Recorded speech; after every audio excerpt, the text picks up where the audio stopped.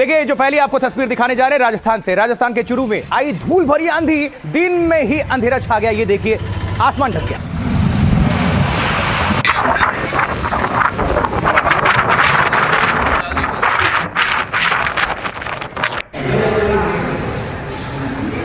Visibility बिल्कुल नहीं है। आप देखिए ये धूल भरी आंधी है राजस्थान में, रेतीला राजस्थान इस वक्त, और पूरा आसमान जो है वो ढक गया। इस पर विस्तार से और तस्वीरें और पूरी जानकारी आगे आपको पहुंचाने वाले हैं, लेकिन आगे बढ़ते हैं इस वक्त। दूसरी तस्वीर बेंगलुरु से, जहां स्कूल में भीषण आग, ऊपरी मंजिल में आग लगी। हादसे के वक्त स्कूल में कोई भी मौजूद नहीं था, गनीमत की बात ये देखिए भीषण आग।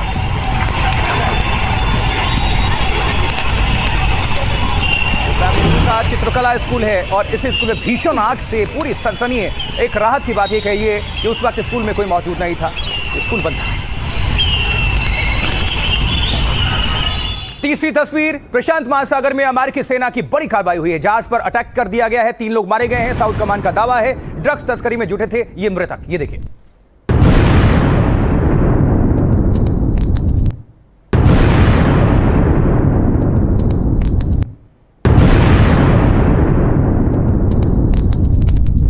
भीषण धमाका।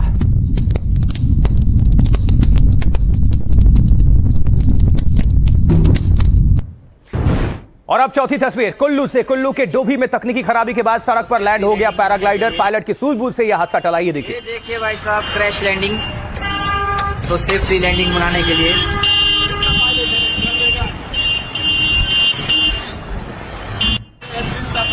ये देखिए भाई साहब, क्रैश लैंडिंग, तो सेफ्टी लैंडिंग बनाने के लिए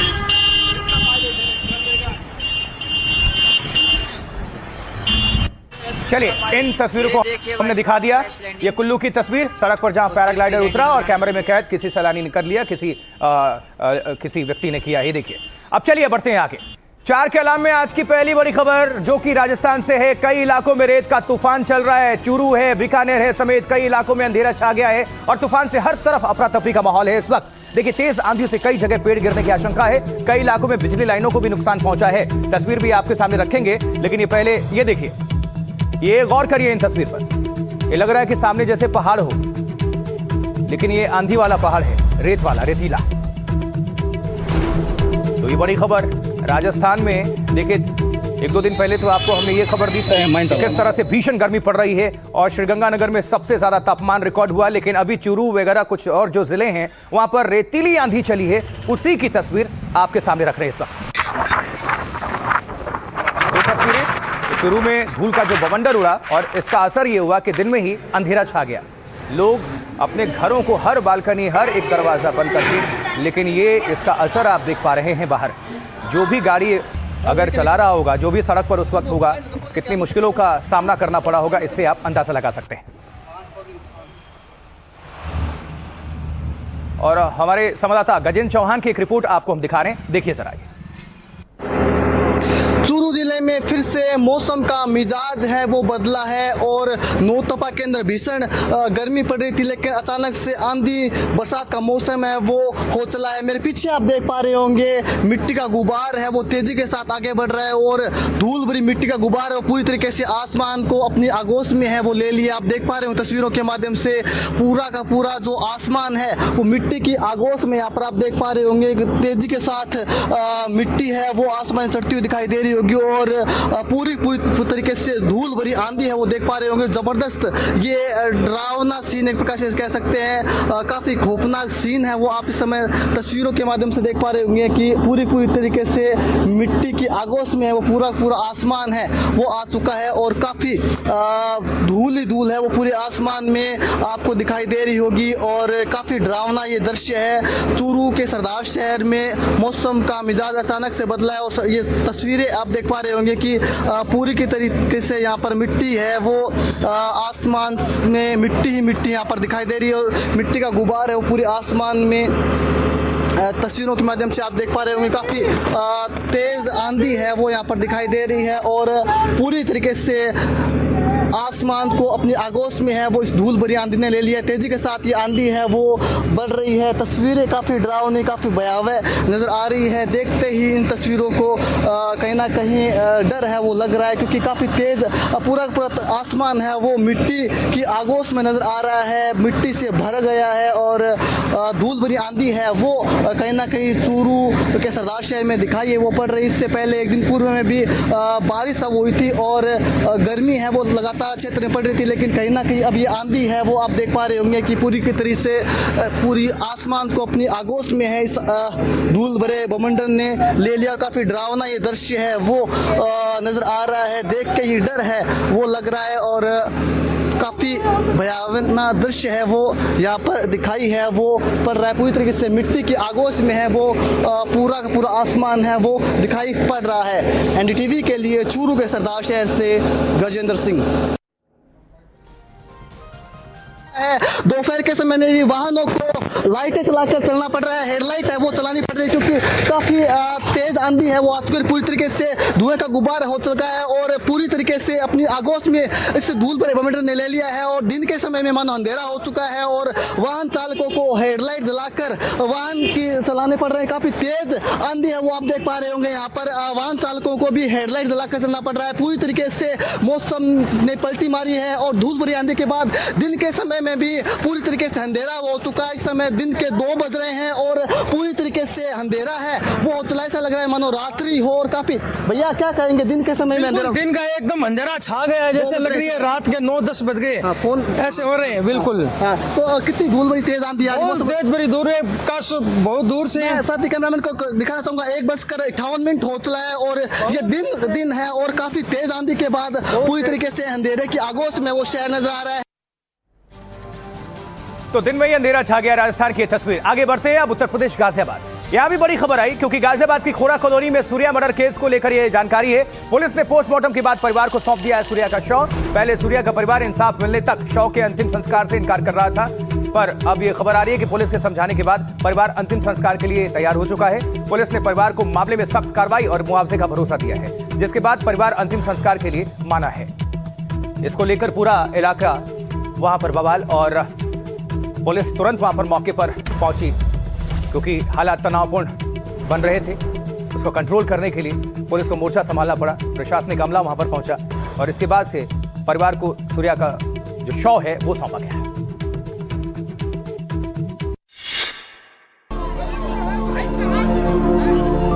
हमारी यही मांग है, जैसे मेरा भाई मेरे से जीना गया है वैसे ही उस असद को भी मार के हमारे पास लेके आ जाए।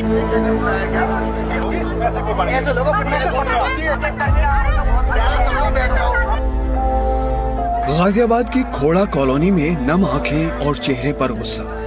पोस्टमार्टम के बाद सूर्या का शव परिजनों को सौंपा गया। तब इलाके में परिवार के साथ लोगों का गुस्सा भड़क उठा। वहीं इस मामले में पुलिस का ताबड़तोड़ एक्शन जारी है। कुछ आरोपियों की गिरफ्तारियां हुई हैं, जबकि कुछ संदिग्धों को हिरासत में लेकर पूछताछ की जा रही है तथा मुख्य आरोपी गिरफ्तारी हेतु भी टीमें गठित की गई हैं। शीघ्र गिरफ्तारी सुनिश्चित की जाएगी। इसमें थाना खोड़ा की पुलिस टीम के द्वारा आज 3 नामजद अभियुक्तों को गिरफ्तार कर लिया गया है तथा घटना संबंधित 2 अन्य संदिग्धों को भी हिरासत में लिया गया है। मुख्य आरोपी की गिरफ्तारी के लिए टीमें गठित की गई और शीघ्र ही गिरफ्तारी सुनिश्चित की जाएगी। थाना खोड़ा क्षेत्र टीम के द्वारा आज 3 नामजद अभियुक्तों को गिरफ्तार कर लिया गया। घटना से संबंधित 2 अन्य अभियुक्तों को हिरासत में लिया गया। फिलहाल पुलिस कार्रवाई जारी है। इस खबर पर और विस्तार से जानकारी हासिल करने के लिए हम आपको लिए चलेंगे शुभांग के पास। हमारे संवाददाता जुड़ चुके हैं। शुभांग, इस वक्त क्या देख पा रहे हैं आप? देखिए सीधी लाइव तस्वीरें आशुतोष हम इसको इस वक्त एनडीटीवी पर दिखा रहे हैं। अब शव यहां से ले जाया जा रहा है। आपको तस्वीरों में दिखाई दे रहा होगा, शव को फिलहाल अब एम्बुलेंस में यहां से डाला जाएगा। हालांकि आज सुबह से ही लगातार यहां पर जो तमाम लोग थे, लोगों की भीड़ थी, वो कहीं ना कहीं देखने को मिल रही थी। और अभी आप देख सकते हैं कि इस समय भी किस तरीके की भीड़ यहाँ पर लोगों की मौजूद है, जबकि बारिश तक यहाँ पर शुरू हो चुकी है। उसके बावजूद लोगों की भीड़ यहाँ पर लगातार है। सुबह से ही हिंदू संगठन भी जो थे वो यहाँ पर लगातार जुड़े हुए थे, इस समय भी वो यहाँ पर मौजूद है। अब शव को यहाँ से एम्बुलेंस में डाला जा रहा है। पहले देखिए जो परिवार है मृतक का, वो कह रहा था कि हम आज नहीं कराएंगे अंतिम संस्कार, क्योंकि जब तक आरोपियों को मृत्यु की सजा नहीं मिलती है या फिर उनके खिलाफ बुलडोजर कार्रवाई नहीं होती है, तब तक अंतिम संस्कार नहीं होने दिया जाएगा। लेकिन अब पुलिस प्रशासन के साथ बात करने के बाद उन्हें इस बात का आश्वासन दिया गया है कि उनको मुआवजा दिया जाएगा, जिसके बाद अब यहाँ पर जो बॉडी है यानी कि शव है उसे यहाँ से अंतिम संस्कार के ले जाया जा रहा है। परिवार अब इसके लिए मान गया है। तस्वीरें आप देखिए, लगातार नारेबाजी यहाँ पर हो रही है। सुबह से यहाँ पर लोगों की भीड़ थी, वो थी देखने को मिल रही थी। 3 आरोपियों को इस मामले में गिरफ्तार किया गया है, जिनमें से मुख्य आरोपी असद के पिता नवाब को भी गिरफ्तार किया गया है। लेकिन अब तक जो मुख्य आरोपी है उसे इस मामले में गिरफ्तार नहीं किया गया है। जो हथियार था वो भी अभी तक बरामद नहीं हुआ है, लेकिन हथियार देने वाला और हथियार का इंतजाम करने वाला जो आरोपी था उसकी यहाँ पर गिरफ्तारी हो चुकी है। अभी नई गिरफ्तारियां इस मामले में लेकर के होनी है। पुलिस ने आश्वासन दिया है परिवार को कि जल्द से जल्द जो बाकी के आरोपी है उनके खिलाफ सख्त कार्रवाई यहाँ पर होगी, मुआवजा परिवार को दिया जाएगा और उसी के बाद परिवार जो है वो माना है यहाँ से बॉडी को ले जाने के लिए। और आप देखिए अब एम्बुलेंस में अब यहाँ पर एम्बुलेंस में शव को डाल दिया गया है। सीधी लाइव तस्वीरें एनडीटीवी पर हम आपको दिखा रहे हैं। सुबह से यहाँ पर इंतजार था पहले पोस्टमार्टम खत्म होने का। पोस्टमार्टम खत्म होने के बाद जो शव है वो घर पर लाया गया। फ्रीजर भी यहाँ पर लाया गया था ताकि शव को रखा जा सके। लेकिन अब जब पुलिस और मृतक के परिवार में सहमति हो चुकी है तो ऐसे में एम्बुलेंस में अब शव को यहाँ से ले जाया जा रहा है। और आप देख सकते हैं एम्बुलेंस को यहाँ से अब ले जाया जा चुका है। अब यहाँ पर अंतिम संस्कार होगा। परिवार के जो जन हैं वो भी एम्बुलेंस की इस गाड़ी में मौजूद हैं, उन्हें भी यहाँ से साथ में ले जाया गया है। अंतिम संस्कार पूरा हो जाएगा। लेकिन उसके बावजूद पुलिस के लिए सबसे बड़े सवाल यहाँ पर यह है कि आखिरकार मामूली विवाद जो कि बताया जा रहा है पुलिस की तरफ से कि बाइक चलाने को लेकर के विवाद हुआ था, इस विवाद के बाद जो हत्या की साजिश थी वो यहाँ पर रची गई थी। तो आखिरकार इतनी छोटी बात पर हत्या करना आखिर कितना सही है, ये सबसे बड़ा सवाल यहाँ पर खड़ा होता है। लेकिन अब पुलिस के लिए सबसे अहम बात यह होगी कि जो हथियार इस्तेमाल किया गया था, धारदार चाकू, वो अब उनको यहाँ पर बरामद करना होगा। साथ ही साथ जो मुख्य आरोपी असद है उसकी तलाश लगातार पुलिस कर रही है। टीमों का गठन इस बात को लेकर के किया गया है। ठीक है, गिरफ्तारी कब तक होती है ये भी इस मामले में फिलहाल देखना होगा। जी बिल्कुल शुभांग, नजर बनाकर रखिएगा। विस्तार से इस खबर पर जानकारी दर्शकों के बीच रखने के लिए आपका शुक्रिया। चलिए तो देखिए, ये गाजियाबाद के खुरा इलाके में सब कुछ हुआ। बकरीद के दिन ऐसा वाकया हुआ जिसने पूरे शहर को झकझोर कर रख दिया। एक युवक को पार्टी के बहाने घर बुलाया गया और फिर पुरानी रंजिश के चलते उस पर चाकू से प्रहार किया गया और उसकी जिंदगी खत्म कर दी गई। हमारी यही मांग है, जैसे मेरा भाई मेरे से जीना गया है वैसे ही उस असद को भी मार के हमारे पास लेके आ जाए।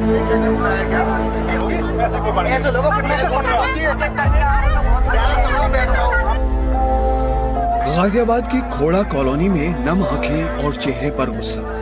पोस्ट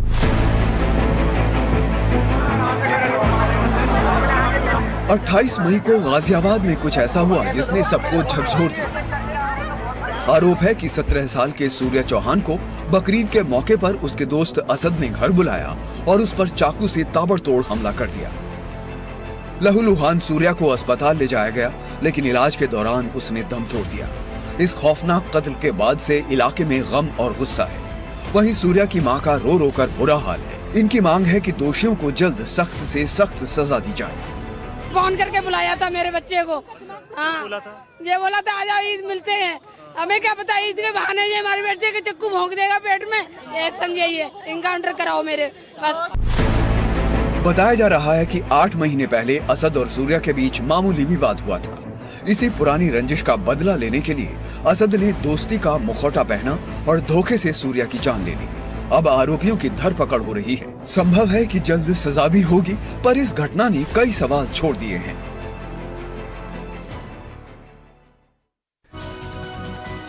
चलिए आगे बढ़ते हैं, लेकिन उम्मीद करते हैं कि इस मामले में न्याय होगा।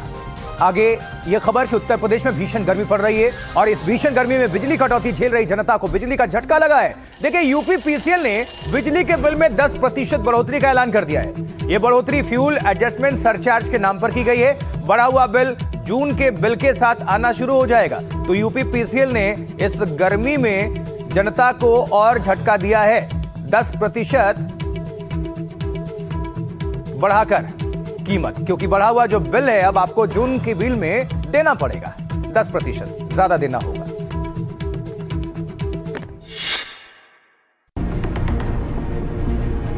गर्मी का झुलसाता मौसम पहले ही तड़पा रहा था। कई जगह लोग बिजली कटौती के विरोध में सड़कों पर उतर रहे थे कि जनता को बिजली का करंट भी लग गया। देश में सबसे ज्यादा 24 करोड़ की आबादी वाले उत्तर प्रदेश में बिजली के दाम बढ़ गए। Uttar Pradesh power corporation limited UPPCL ने बिजली बिल पर 10% अतिरिक्त सरचार्ज लगा दिया। ये surcharge fuel adjustment charge mechanism के तहत लगाया गया है। ऐसा बिजली वितरण कंपनियों द्वारा ईंधन और बिजली खरीद की बढ़ी कीमतों की भरपाई के लिए किया जा रहा है।